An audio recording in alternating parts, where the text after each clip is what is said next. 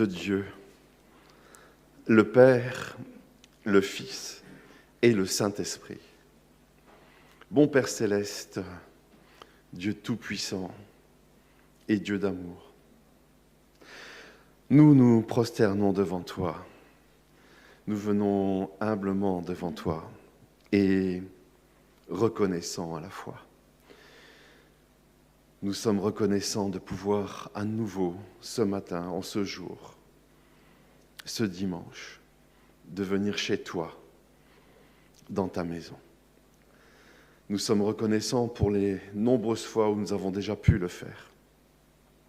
Les nombreuses reprises où nous avons pu vivre que tu es ce Dieu puissant, ce Dieu d'amour qui se manifeste et qui est au milieu de nous. Et à nouveau, nous croyons que le Saint-Esprit est actif, il est à l'œuvre au sein de ton Église. Et nous croyons que ce service divin chez toi est déjà prêt. Et nous croyons que cette parole, tu vas nous la donner. Cela ne nous empêche pas de t'implorer cependant pour que tu nous sanctifies tous, pour que partout où les prêtres, les diacres sont au service de ton autel pour annoncer ta parole, tu nous sanctifies pour qu'il en soit ainsi. Et pour que rien d'étranger à toi ne vienne s'immiscer, mais pour que juste, seulement, nous entendions ta parole, l'expression de ta volonté, de ton amour, pour nous tous, sans exception. Éternel, sanctifie-nous aussi pour que nous la recevions en tant que telle, que cette parole nous touche, qu'elle nous parle, qu'elle nous concerne, nous aide, nous fortifie, nous réjouisse, nous console selon les besoins de chacun. Éternel, nous profitons de cette assemblée pour intercéder aussi. Et tout d'abord pour nous unir encore à tous nos frères et sœurs qui, depuis quelque temps maintenant, sont encore tenus à rester chez eux. Et nous nous unissons à eux, nous nous joignons à eux. Eux qui sont restés à la maison, ils sont derrière leur écran. Mais notre pensée est précise à leur égard. Et c'est avec joie et aussi avec reconnaissance que nous nous unissons à eux. Et que nous prions ensemble maintenant pour que tu viennes en aide aussi aux plus éprouvés, à ceux qui peinent sur leur chemin quotidiennement. Nous n'allons pas énumérer les situations, elles peuvent être si nombreuses. Tu sais que parfois l'intensité est grande et que la durée des choses est longue aussi. Tu connais toutes les prières qui montent vers toi concernant ces sujets. Viens en aide à chacun. Secours, aide, et là où tu peux interrompre les choses, s'il te plaît, alors fais-le. Nous voulons encore nous unir à notre apôtre patriarche, à notre apôtre de district, à notre apôtre.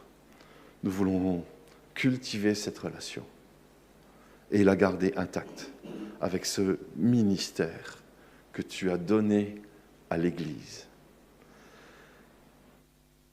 Éternel, sois encore partout avec les enfants ou peut-être ont encore lieu des cours.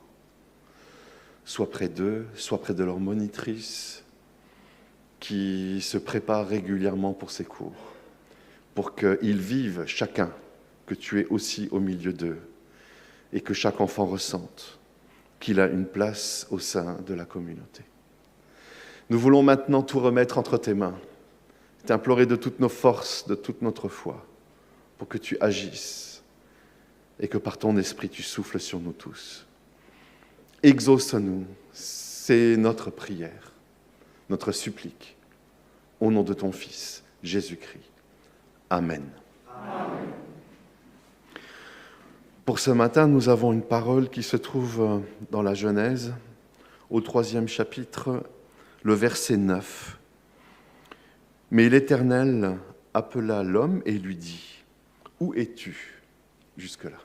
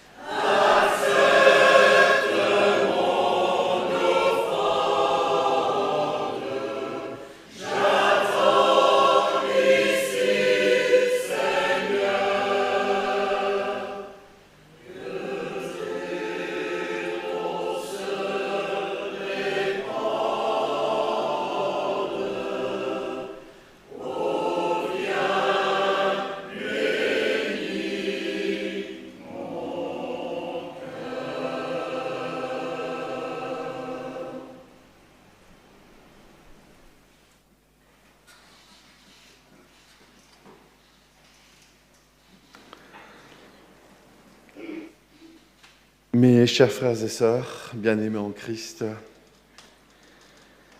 et je tiens aussi à le préciser ici, mes chers frères et sœurs aussi qui sont reliés à nous ce matin et qui eux aussi, de là où ils sont à la maison, suivent ce service divin.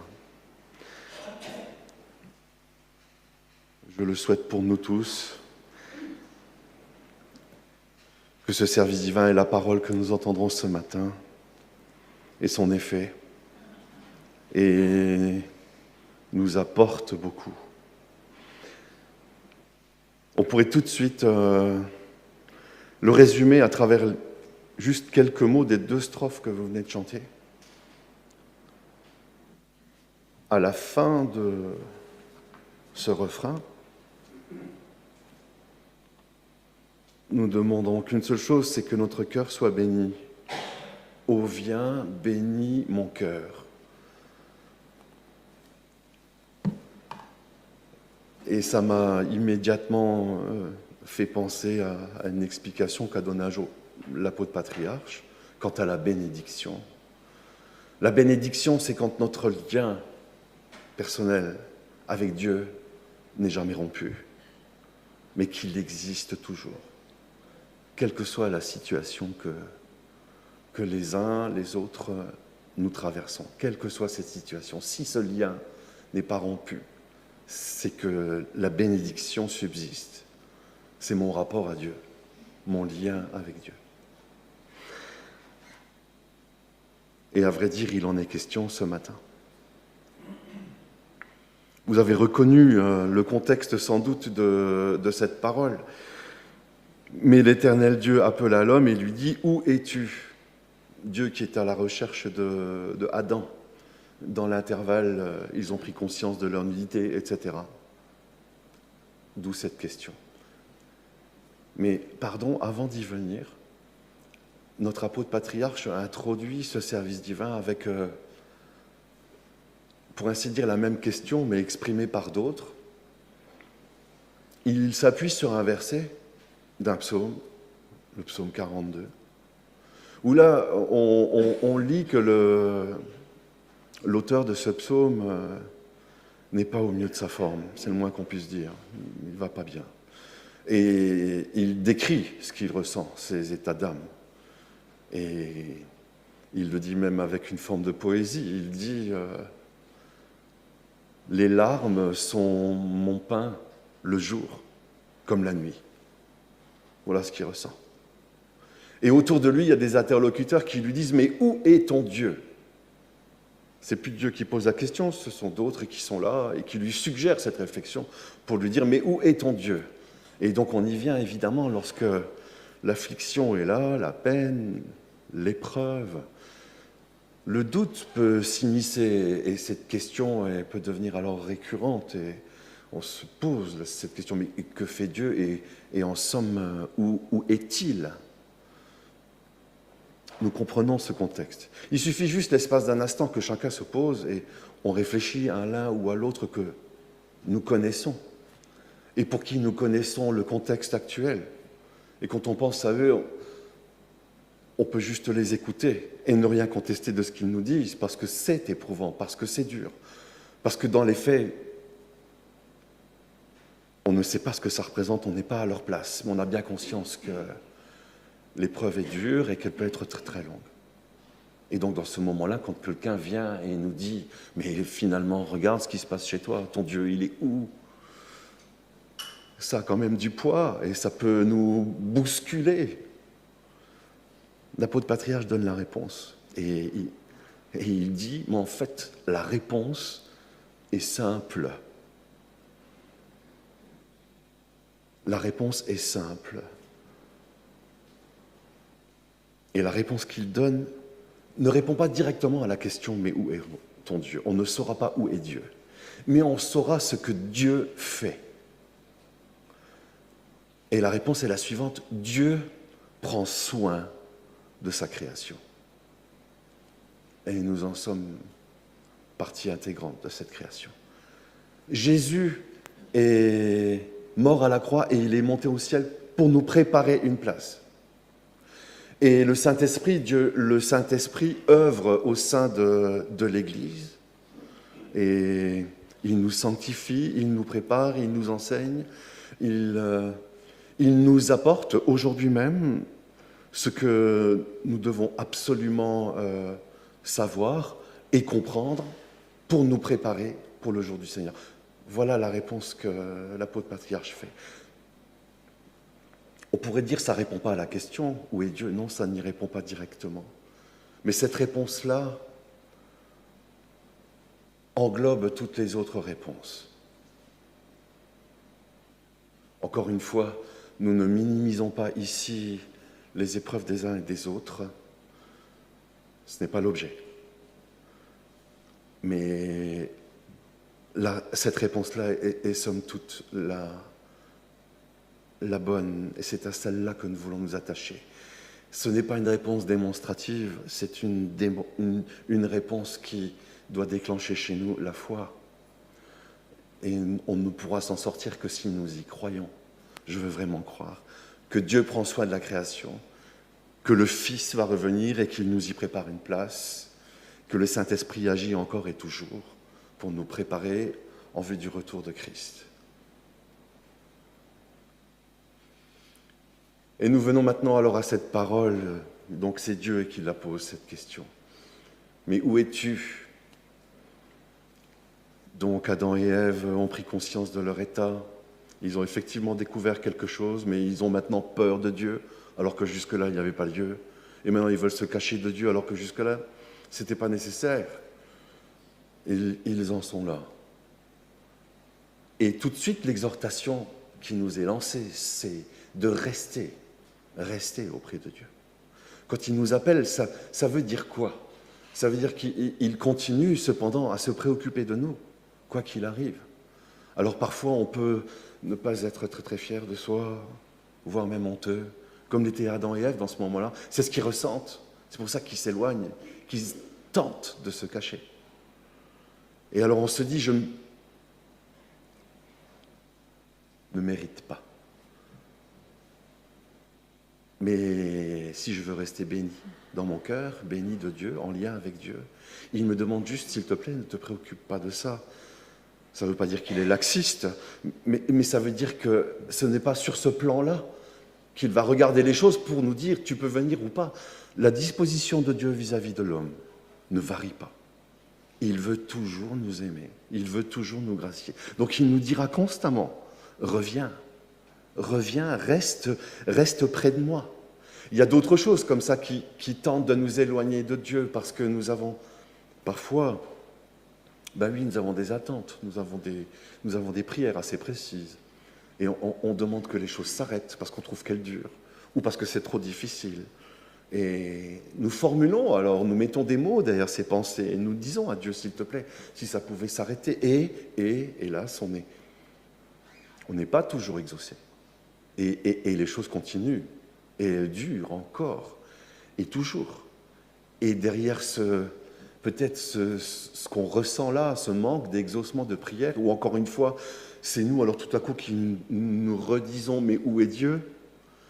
On est un petit peu déçus, on est cependant toujours là, présent au service divin, mais le corps est là, l'esprit est peut-être ailleurs, encore une fois perturbé, à s'énumérer les choses, et on s'est dit encore, la semaine dernière, il y a encore ça qui s'est ajouté, et voilà, pour la description. Et donc on est à distance de Dieu, on a tout à coup bien du mal, alors que Dieu veut prendre soin de nous. Au milieu de ces pensées-là, il en est une encore qui m'est revenue ce matin. Elle est en lien, vous savez, avec cet homme qui a interpellé le Seigneur, parce que son fils était très, très malade.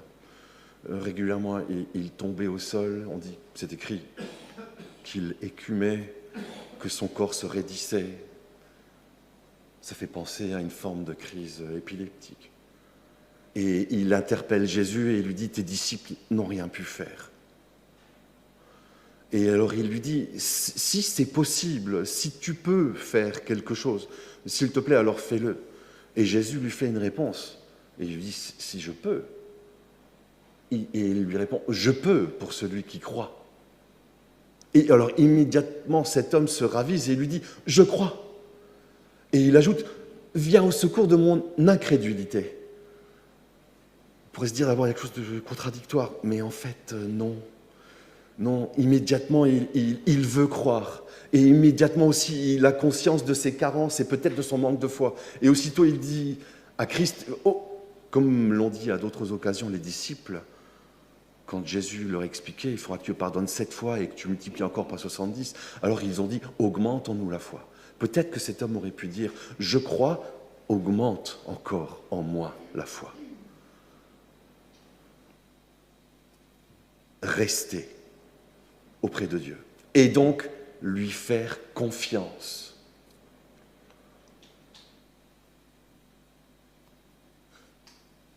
À vrai dire, c'est vrai qu'en se répétant les uns les autres, il faut que tu crois, il faut que tu fasses confiance. On a tout le temps les mêmes formules à la bouche, on n'a pas d'autres mots pour le dire, on n'arrive plus à un moment donné à développer les choses. Alors, mais qu'est-ce qui peut changer? C'est peut-être cette prière-là. Viens au secours de mon incrédulité, augmente en moi la foi. Peut-être que dans cette foi qui est la nôtre, nous avons à découvrir encore d'autres dimensions. Oui, tout à coup, l'existence n'a pas changé, mais quand je me dis intérieurement « je crois », il y a une intensité qui est encore différente, qui va être peut-être plus forte ce matin qu'à un autre moment jusque-là, de ce que j'ai pu vivre, ressentir, vécu. Augmente en nous la foi. Faire confiance à Dieu. Même si, comme les disciples l'ont vécu encore, parfois ils étaient donc au milieu de ce lac ou de cette mer, c'est selon.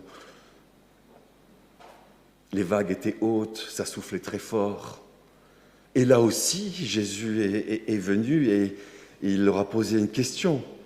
Il ne leur a pas dit « Où es-tu » Il leur a dit « Où est ta foi ?» Ça peut sembler un peu, tout à coup, péremptoire que le Seigneur juste dise ça sans plus de considération. Ils avaient peur pour leur vie tout de même. Mais encore une fois, c'est juste la foi qui sauve. Et c'est à cela que nous sommes encore une fois tous appelés. Et peut-être de renouveler cette prière-là pour que cette foi, au-dedans de nous, sans qu'on ait plus d'explications, sans que nous puissions en produire plus d'explications, sans qu'on ait plus d'autres mots, juste dire à Dieu, augmente en moi la foi. Viens au secours de mon incrédulité, viens au secours de moi parce que il y a de ces moments où je doute de toi. J'aimerais être plus fort dans ma vie de foi. Alors je reste près de Dieu et alors j'ai confiance en lui. Un autre volet que l'apôtre patriarche aborde, il nous dit qu'est-ce que je fais dans tout ce contexte-là de foi pour mon prochain. Il utilise une autre question. Jésus s'est adressé à Saul et lui dit « Pourquoi me persécutes-tu » Je ne pense pas que nous en soyons là. Nous ne persécutons pas nos frères et sœurs, ni nos voisins, ni contemporains. En tout cas, c'est à souhaiter. Ceci étant, derrière cette question, il y a une réflexion. C'est quand le Seigneur nous dit « Ce que tu fais au plus petit des miens, c'est à moi que tu le fais ». Donc il y a ce que je fais et ce que je ne fais pas. Il y a des choses que je fais, c'est à Jésus que je les fais. Il y a des choses que je ne fais pas, c'est aussi à Jésus que je ne les fais pas. Nous sommes, à vrai dire, très régulièrement piégés par notre nature humaine. Nous fonctionnons sur un plan de travail qui est souvent notre relationnel. Il y a des gens desquels nous sommes très très proches. Ce sont des amis. On se comprend très très bien. Il y a vraiment des atomes crochus très forts. Et très très régulièrement, on se rend service l'un à l'autre et on est prêt à faire quelque chose pour lui. Parce que, j'allais dire très naturellement, on s'aime. Et alors on agit. Et puis il y en a d'autres que je connais peut-être un petit peu moins bien. On On voudrait peut-être parfois aussi s'efforcer de faire quelque chose, et à d'autres moments, on tergiverse et on se trouve des excuses, et un peu comme dans cette autre parabole, on leur dit juste, j'ai une paire de bœufs à essayer, et je pars par ailleurs. Du coup, c'est à géométrie variable, cette activité-là, vers le prochain. C'est le plan de travail humain, il est in, et on l'a tous, on le possède tous, et c'est comme ça, sans trop y réfléchir, que nous agissons. Et il y a donc cette autre façon de faire, un autre plan de travail, c'est ce que je fais pour le plus petit, quel qu'il soit, c'est à Jésus que je le fais. Et ce que je ne fais pas, c'est aussi à lui que je le fais. Et du coup, là, sur cette réflexion-là, notre motivation, nous allons la chercher ailleurs, non pas dans les relations bonnes, très bonnes, excellentes ou moins bonnes que nous pouvons avoir. Mais ici, c'est ma relation à Christ. Et Jésus me fait beaucoup de bien. Jésus m'a fait beaucoup de bien. Et il continue à le faire. Et c'est parce qu'il m'a fait beaucoup de bien, qu'il me fait beaucoup de bien, que alors je veux à mon tour, puisqu'il l'a fait pour moi, le faire aussi pour mon prochain. Nous ne sommes pas sur le même plan. C'est à cause de notre relation à Christ et pour tout le bien qu'il m'a fait que je veux faire le bien à mon prochain. Et à vrai dire, il a fait tellement, Jésus, qu'il a tout fait. Ce qu'il a fait, c'est tout. Il a donné sa vie à la croix. Et il nous prépare une place. On l'a entendu au début. Et il va revenir pour nous prendre, pour qu'on soit avec lui. Voilà ce qu'il fait. Il a tout fait. Et à partir de là, en toute logique, nous ne trouvons plus de situation où nous ne sommes plus en mesure d'agir pour le prochain, puisque Jésus a déjà tout fait pour moi. Et c'est là que, dans l'exercice de notre vie de foi, nous sommes attendus. Oui, le challenge, il est grand, mais à la fois, il est tellement beau. Et à la fois, il nous garde en lien avec Dieu. Et du coup, notre cœur, notre âme reste bénie. Je reste en lien avec Dieu. Un dernier point, l'apôtre patriarche questionne aussi sur les propos que nous pouvons avoir. Et il utilise une autre question, une autre situation. Un jour, les disciples étaient tous en chemin. Je ne sais plus dans quel contexte c'était, je ne l'ai pas relu, mais je me souviens l'avoir fait un jour. Ils allaient d'un endroit à un autre, c'était assez long. Il y avait certainement quelques heures de marche. Et vous savez, quand on a un groupe, quand on part au départ, on est tous ensemble, une douzaine. Et puis comme le chemin est long, tout le monde n'a pas le même rythme. Puis il y a des sous-groupes qui se forment et tout le monde n'arrive pas au même moment. Et puis il y a les derniers qui arrivent. Jésus est déjà là. Et à ceux qui arrivent maintenant, il pose une question et il leur dit juste de quoi discutiez-vous dans votre petit sous-groupe quand vous étiez seul, un peu dans l'intimité sur ce chemin. Vous parliez de quoi? Il sait de quoi il parlait. La question, c'était de savoir, il est même dit qu'ils se disputaient pour savoir lequel d'entre eux était le plus grand. C'est un sujet vieux comme le monde.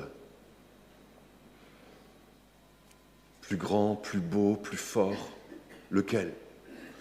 Quand on était enfant, je crois qu'on a tous fait ces jeux-là. Parfois, on mangeait des cerises. Et puis, on crachait le noyau. Et on voulait savoir qui l'avait envoyé le plus loin. Tout petit, déjà. Ça n'a pas changé. C'est quelque chose c'est une empreinte indélébile. Elle est dans la nature humaine, elle est dans l'homme. Et on est en quête de ça, parfois, sans s'en rendre compte. Qu'est-ce qui est le plus beau? Qu'est-ce qui est le plus grand? Qu'est-ce qui est le plus fort? Et l'apôtre patriarche cible encore autre chose et il dit « Quels sont mes propos, donc ?»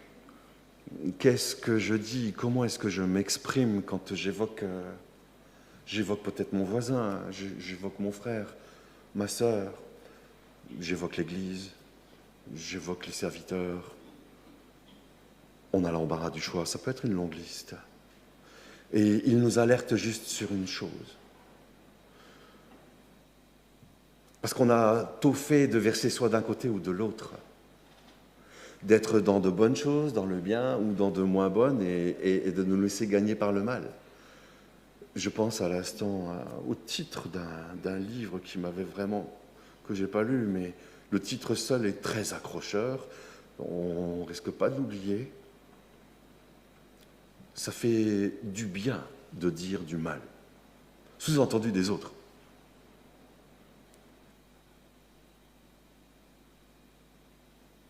Il y a quelque chose derrière ça.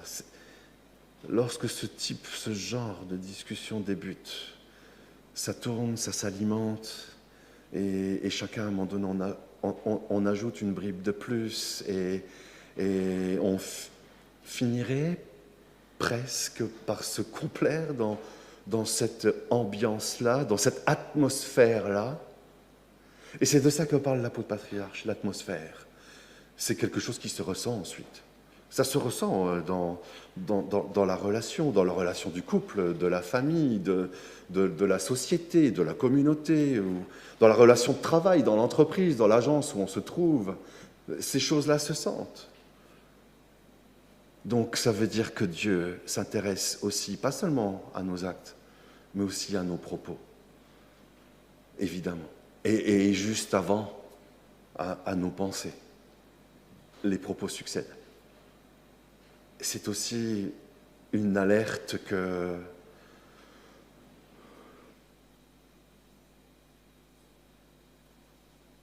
ces quelques questions nous posent ce matin. Il s'agit ici alors de se sonder, comme nous y a invité ce cantique d'introduction, de s'examiner soi-même pour savoir, est-ce que je suis vraiment en ligne avec ce que Jésus attend de moi, avec ce que Dieu attend de moi, ou est-ce que j'ai quelques décalages? Il faut qu'on soit très très honnête, nous en avons régulièrement. C'est pour ça que le service divin existe. C'est pour que ça me parle à nouveau, que ça me fasse quelques rappels, pour que j'y vois un petit peu plus clair, parce que parfois on ne s'en rend même plus compte. Et tout à coup, la parole nous sonde effectivement, elle nous parle et elle nous aide. Il ne s'agit pas de créer du malaise, il s'agit juste d'être honnête avec soi-même et d'aller voir ce que dit l'Évangile, ce à quoi il exhorte, et ce que je suis et ce que je fais, moi, dans ma vie courante. Et de reprendre alors ce que l'apôtre patriarche ici propose ce matin. Je veux rester près de Dieu, ne pas m'éloigner de lui. De toute façon, il m'aime, il veut mon bien. Il prend soin de moi, il prend soin de la création. Jésus a tout fait pour que je sois sauvé, et lorsqu'il reviendra, pour me prendre, pour être avec lui en éternité. Et aujourd'hui, le Saint-Esprit est actif. Il œuvre pour que notre vision soit toujours claire, pour que nous sachions quoi faire, quoi corriger, quoi faire mieux. Et dans toute cette activité, ne pas négliger mon prochain, et quel que soit ce prochain. Et si possible, ne pas sélectionner, ne pas aller seulement vers ceux vers qui spontanément je vais, parce qu'on est si proches les uns des autres. Mais la référence, tout à coup, c'est Jésus, qui a tout fait pour moi, et à partir de là, puisqu'il a tout fait pour moi, je veux aussi m'efforcer de tout faire pour les autres. Et dans le même temps, ainsi inspiré par l'Esprit Saint et dans ma relation à l'autre, je fais bien attention aussi à ce que je dis. Les paroles peuvent devenir affligeantes, y compris pour soi. C'est souvent après coup que le mot est parti. Juste le quart d'heure d'après, en y réfléchissant, de me redire, mais ça aurait été quand même mieux que tu te taises, que tu ne le dises pas. Le malaise, il est chez moi, tout à coup. Le mot est parti. C'est un petit peu trop tard. Et puis parfois, plus que ça peut juste être encore blessant. Et pour le coup, est-ce que j'ai vraiment pris soin de mon prochain? On en est aussi distancé, tout à coup. Voilà tout ce que ce service divin nous invite à réviser pour que nous puissions poursuivre notre préparation jusqu'à ce que le Seigneur revienne. Amen. Amen. J'invite la chorale à nous chanter une strophe et aussi notre évangéliste de nous ouvrir son cœur.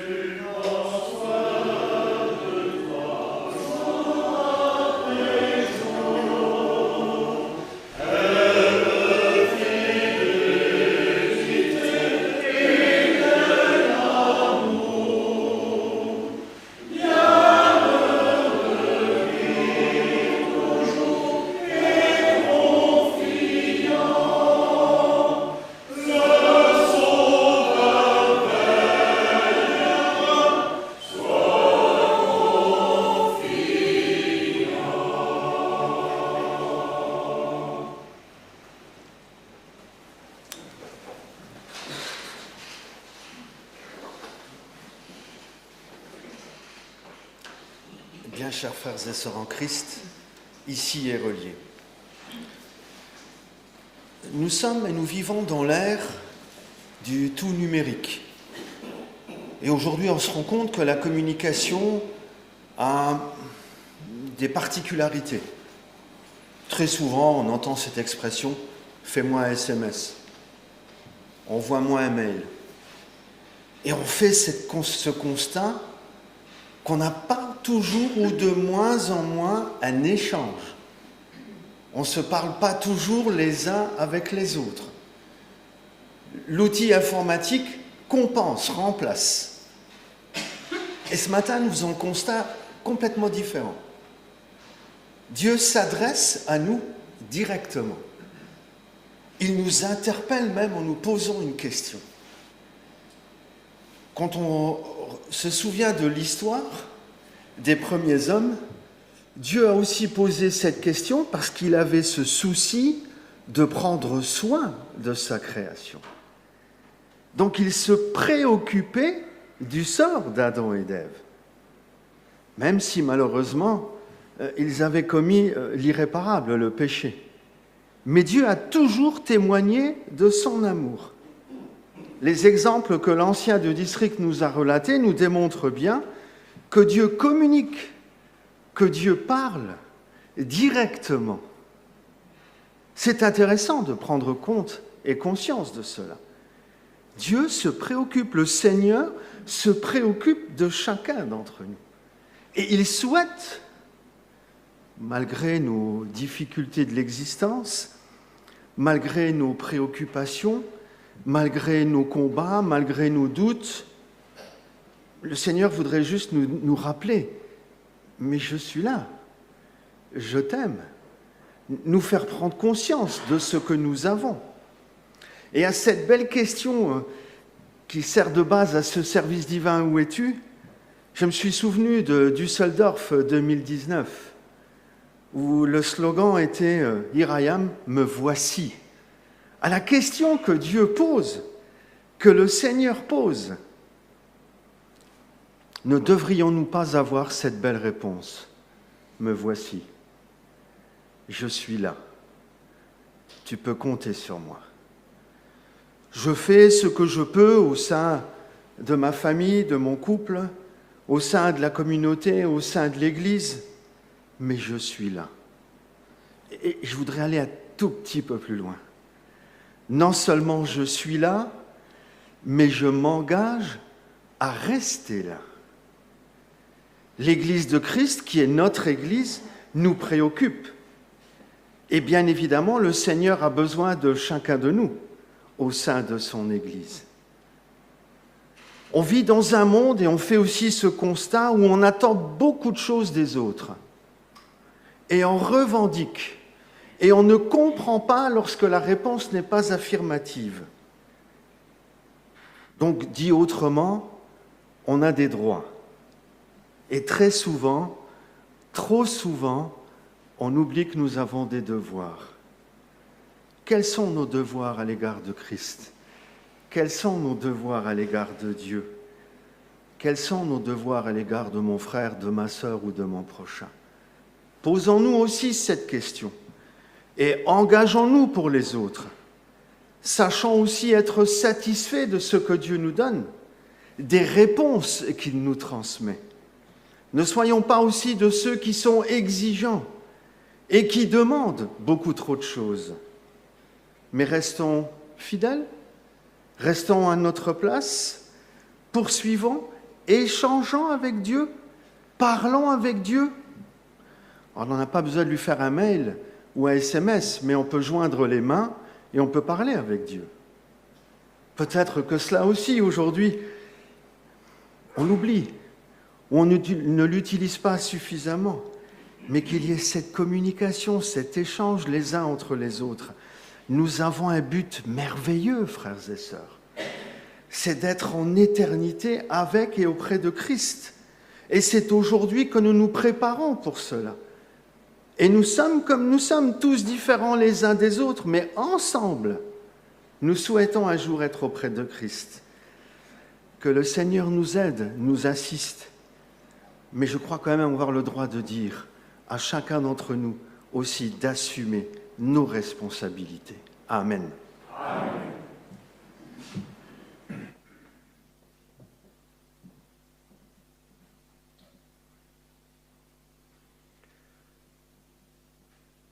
Nous allons vivre le pardon des péchés et fêter la Sainte Seine. Et à la question « Où es-tu ?», c'est vraiment aussi très utile d'y répondre maintenant pour dire « Here I am », je suis là.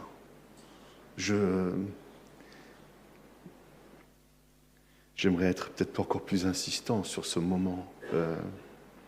Je veux être là. J'ai besoin d'être là. Parce que ce que je voudrais, c'est, comme cet homme autrefois, que tu viennes au secours de mon incrédulité, de ce que je trouve encore peut-être trop faible chez moi. J'aimerais que ma foi soit plus forte, plus intense. Et quelle que soit la nature des événements, que je sache rester près de Dieu, lui faire confiance quand même. Encore une illustration. À la toute fin de sa vie, tout au moins à la croix, Jésus exprime ses derniers mots et il dit « Je remets mon esprit entre tes mains ». Et il meurt à la croix. C'était ses derniers mots.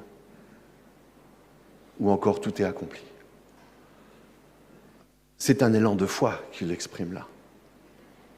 Jésus, homme, élan de foi vis-à-vis du Père. Et là, dans l'instant présent maintenant qui vient vers nous, c'est aussi toute notre foi que nous voulons mettre dans ce sacrement, pour lequel, encore une fois, nous sommes limités dans les explications. Mais c'est encore une fois par la foi que nous avons recours à ce sacrement. Nous croyons qu'en plus du pain et du vin, il y aura le corps et le sang de Christ après la consécration. Et que c'est vers Jésus que nous allons, que c'est lui que nous rencontrons, et qu'il va nous fortifier L'instant d'après, après le service divin, je n'aurai pas changé. Nous serons à peu près tous les mêmes, juste un peu plus vieux de quelques minutes, c'est tout. Rien de notable, rien de remarquable, mais croire. Croire que Jésus nous fait cette visite-là, dans cette intimité-là, et répondre à cette question. Nous voulons absolument de toute notre foi être là et vivre cette communion avec Jésus-Christ. Amen. Nous allons chanter ensemble la première strophe du cantique 266.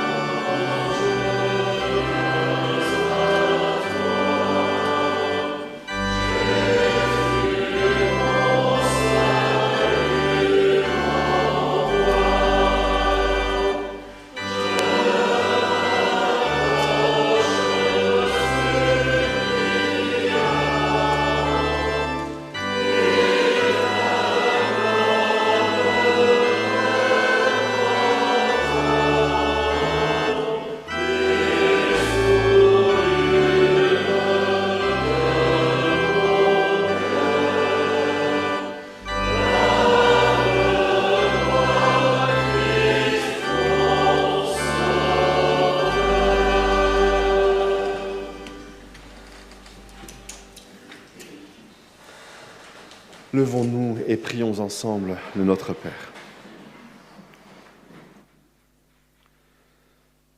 Notre Père qui es aux cieux, que ton nom soit sanctifié, que ton règne vienne, que ta volonté soit faite sur la terre comme au ciel.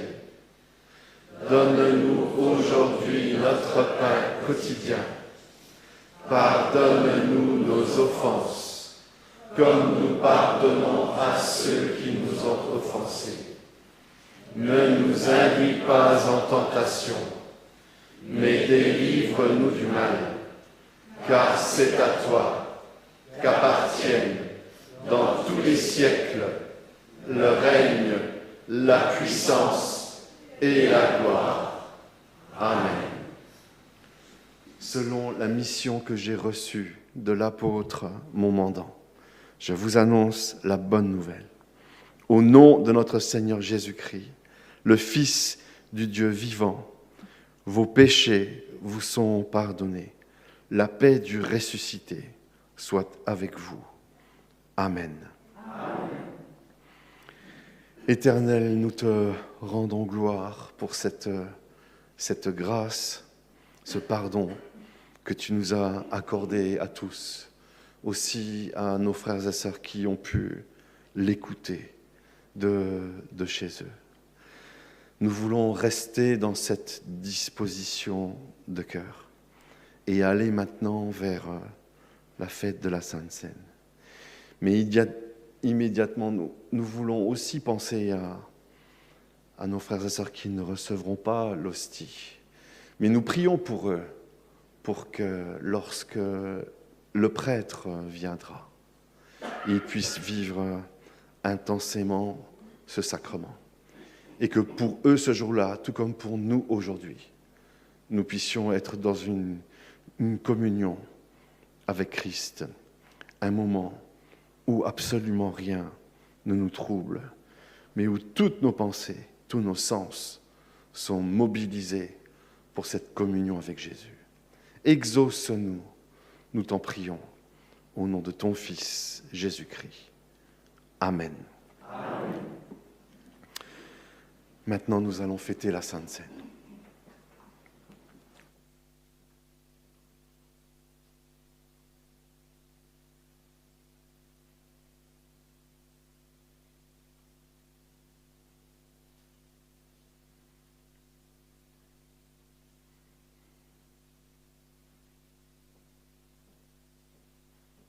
La table du Seigneur est prête.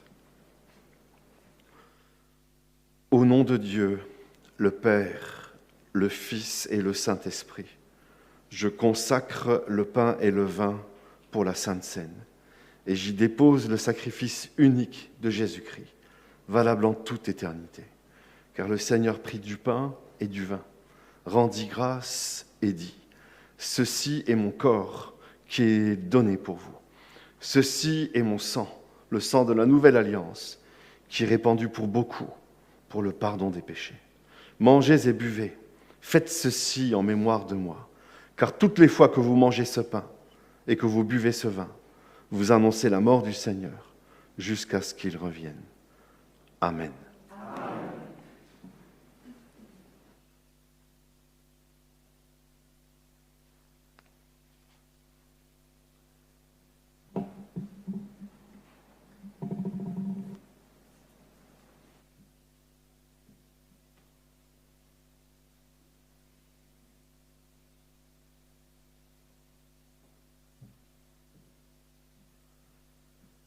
Le corps et le sang de Jésus donnés pour toi. Amen.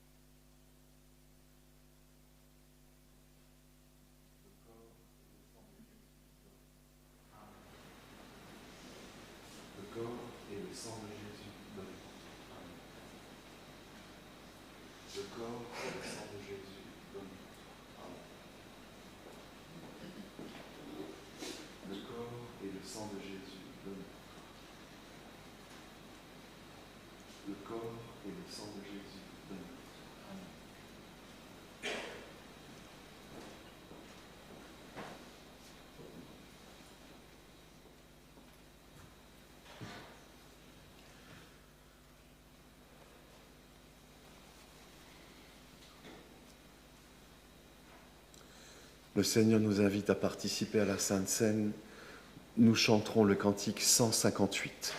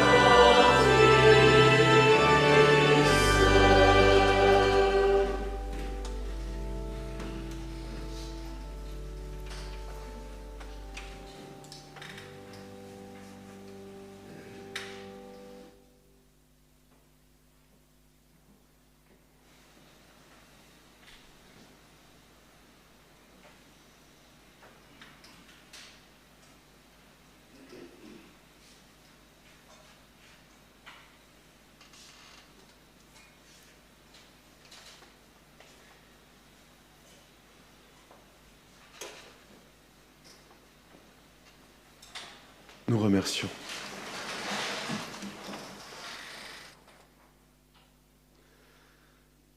Éternel, nous revenons devant toi à l'issue de ce service divin. Nous sommes là, à nouveau, dans la prière commune. Et ensemble, nous nous unissons et ensemble, nous voulons te redire notre reconnaissance, notre attachement, notre amour pour toi. Et aussi la foi que nous mettons en toi, en ta toute-puissance, en ton amour, à notre égard à tous. Et tous ensemble, nous voulons nous inscrire dans cette volonté qui est la tienne, de sauver tous les hommes. Éternel, viens à notre secours lorsque nous sommes devant nos limites humaines et aide-nous tous à être plus lucides sur ce qu'est notre foi pour nous prêcher à nous-mêmes et pour accomplir ta volonté, pour être secourables vis-à-vis de notre prochain, quel qu'il soit, et avec les meilleurs mots qui soient. Secours-nous.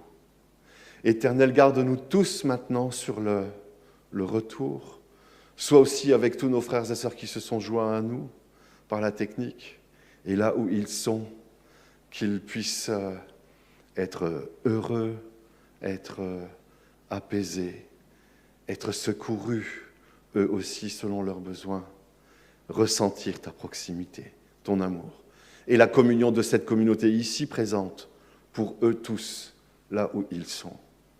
Éternel, nous voulons rester fermes, nous voulons te faire confiance pour suivre notre route, suivre l'apostolat aujourd'hui au sein de l'Église, pour être prêts quand ton Fils reviendra.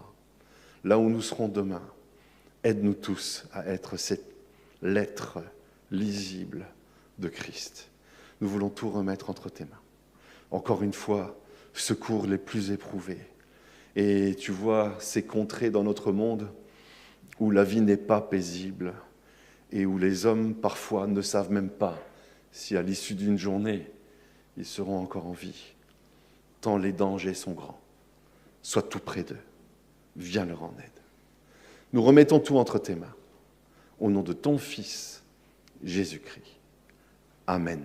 Amen. Que la grâce de notre Seigneur Jésus-Christ, l'amour de Dieu et la communion du Saint-Esprit soient avec vous tous. Amen.